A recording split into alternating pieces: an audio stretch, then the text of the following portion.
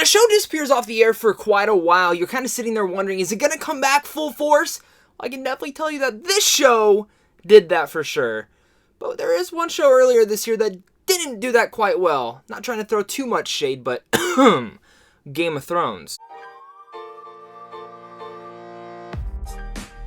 What's going on, everyone? I got a brand new TV review for you guys today for Netflix's original show. It's finally back, and that is Stranger Things Season 3. As a big fan of Stranger Things, I was really looking forward to the season. Just right after Season 2 ended, I was like, I need more of this. And for preference, I love the first season. The first season, I remember seeing it went up at midnight, and I was like, what is this? I watched it and binged it in one night, and I was totally enwrapped around this Netflix show, and I went and told everyone about it. And then the second season comes out, and I was so hyped about it, and I watched it, and quietly, I really liked the second season. It's a little bit below the first one. I think there is a slower pace to it, but I truly like the second season. But coming into the third season, I kind of stayed away from a lot of the trailers. I stayed away from what's going to happen in this season and really went into this with like a different frame of mind, not watching anything, kind of wanting to be more surprised. And I have to say, I came away from Stranger Things Season 3 blown away. It takes a lot for me to sit down and really binge a show in one full sitting, and that's what I did with Stranger Things Season 3. If you can't tell, I'm super tired. I've been up for almost 48 hours straight because I had to work, and then I went home, and then I couldn't fall asleep because of Stranger Things, and I watched it all. But Stranger Things Season 3 is honestly top tier TV. This is the best television season that I've watched this year, and maybe even more than last year. I truly haven't binged the show this fast and this much in one sitting since the first Stranger Things season. That's truly saying a lot, but I'm so happy to be saying that because I think Stranger Things Season 3 succeeds on every single level that it's trying to hit and brings gravitas to it that I never thought the show could push more steam into. I think one of the most unique parts about Season 3 is the fact is they really doubled down and took how they worked Season 2, how they split up the groups of people and how they split them in certain groups, and this season doubles down on that, but also brings it to such a ferocious conclusion while also having a brisk pace where each episode truly felt important and like it wasn't setting up something for the future, it was setting up something for the next episode, and it always ended in a way where like, oh my god, I gotta keep watching. No matter how tired I got, I was like, I have to keep watching this show. And the one thing that we love about Stranger Things is the nostalgia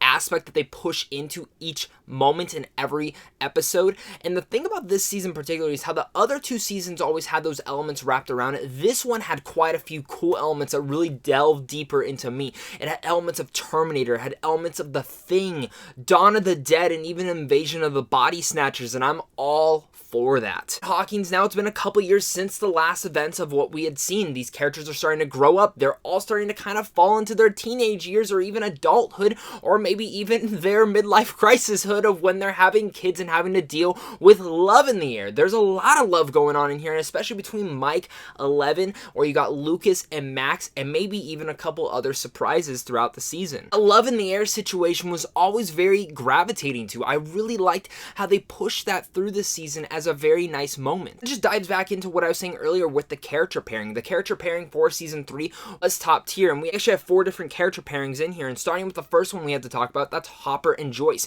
Now, David Harbour and Winona Ryder always give excellent performances in here. They're 2 of the strongest actors and actresses working for the show, and even in general in today, but their character pairing, we've always seen, we kind of got a glimpse of that in the second season, but in this one they double down on even more, and their relationship just grows. As Hopper's trying to become a newfound father, Joyce is trying to give him advice, and there's a lot of fun aspects within there, and especially the first few episodes really set that up, but where that relationship starts to entail down the road within the season is very gravitating. That's where it jumps me into even my second pairing, which is Mike, Will, Lucas, Max, and of course, Eleven.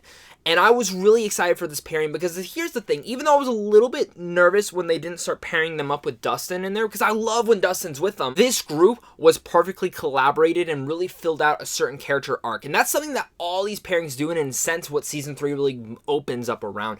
It really furthers a lot of character development for almost each and every character. It's not where it feels like one character got sidelined or one character didn't get enough. Every single character truly got a moment And that was one of my things with season 2. I didn't think they introduced so many different characters and introduced different aspects of each character, but never gravitated to them. Only certain ones like Hopper or say Eleven. In this season, they really doubled down on each character and opened them up more. Say you go back to that first pairing with Hopper and Joyce, there's more to both those characters that open them up for further thing. And starting with this second pairing, Mike. Honestly, I think Finn Wolfhard is a great actor, but for some reason in Stranger Things, he's always been one of my least favorite characters. And this season in particular, I gravitated a lot more to him and who he was, and the character development they do with him, or say Will, and even Lucas was very surprising. But let's be honest, Max and Eleven, their character pairing in here within this small little group section that I'm talking about was the big highlight. Actually really special. And again, that love in the air situation that we have between Mike and Eleven actually got me a little bit teary-eyed at times because I can feel how relatable that situation is for them. I really liked their dynamics and the way that just seeing the kids hang out, just seeing the kids be a couple and actually relating to one another, because the last few seasons have been so dark and really started like that so fast. This one takes its time smoothing into there and still having the kids play around. And the stuff that they do with Will in here is actually really captivating, because you really look at Will's character. This guy's childhood has been messed up, and they really touch into that a little bit. And of course, you go into number 3 subgroup, and that is Jonathan and Nancy, both giving wonderful performances as well. I'd probably say that their story, though, is, if we're talking about nitpicks or even the weakest out of all of them, they are the true weakest element of this. That doesn't go to anything against the actors or actresses, but it truly feels like when it went to their sections, it kind of slowed the pacing down a little bit. Don't get me wrong, though. What they're doing, though, is quite important and ties in pretty damn fast to what else is going on within Hawkins. I did overlike their story. I just think some people are going to find that to be the weakest link without all the subplots. We get to my 4th favorite pairing out of this whole group, and it's actually hard to rank all these. Of course, you got Steve, Dustin, and they actually bump up Erica, who is Lucas's younger sister. We got a little bit of a glimpse of in the second season. She's great in this new season as they give her more to do. But one of the new characters that I've been saving to talk about is also in this group, and that is Robin. She is Steve's co-worker, and I am obsessed with Robin. She isn't just charismatic, also just has such a beautiful personality shining off the screen that she truly blew me away with her performance and the way that she just easily meshed into this group. I know some people had issues with Max last season. I truly loved what they did with Max, but it was her. Robin really was a big standout throughout this whole entire season, and the personality that she brought to this ever-growing family of Stranger Things characters is just another worthwhile one, and I'm truly really happy with what they did with Robin in here. And in general, this whole group, I think Steve and the dynamics that he has to go through with her, and they have a really good heart-to-heart towards the back half of the season that I truly was enwrapped around. And then when you go to Erica and Dustin, there's a lot of perspective between them as two, and opening up different avenues for the future of Stranger Things and their character development. And actually, one other character that the second season grabbed on a little bit but didn't show enough of is Dacre Montgomery's Billy.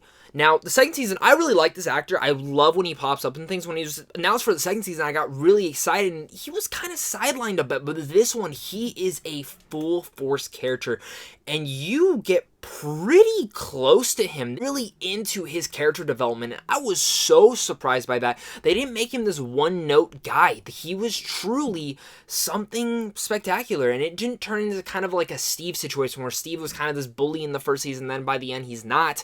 This one, you come to understand why he is who he is, and I really appreciated what they did with Billy's character, and I think Dacre Montgomery gave an excellent performance.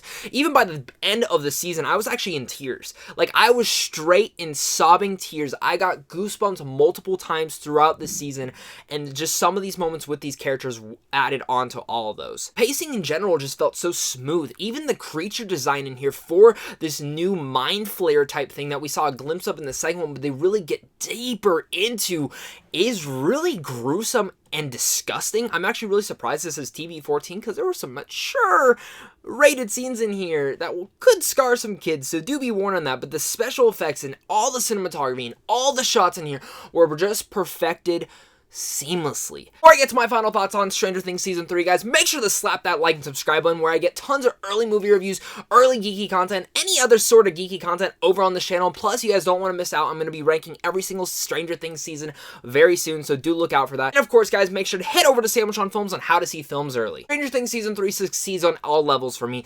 I am totally blown away by this season. I am absolutely enwrapped around this season. I expected it to at least be really good, but I didn't expect it to be this great. I'm in love with this season. I'm gonna go back through and rewatch it right after I'm done filming all these, getting engrossed more into all these characters, and I hope I don't have to wait another year and a half to see all these characters again, because the way that they leave off this season is just beautiful and touching. And of course, do make sure to stay after the credits, because there is one thing that opens up a wide possibilities of what they could do for the next season. There's so many emotional moments, so many emotional arcs, so much payoff in this season that really got me super emotional and gave me so many goosebumps. The action's revved up, the nostalgia's all there, but not in your face. The elements of the Terminator and the Thing and even Dawn of the Dead are pouring out of this film, and the characters in here are why you stick around. This is what great television is, and if you are still not watching Stranger Things, or maybe you were a little bit disappointed by the second season,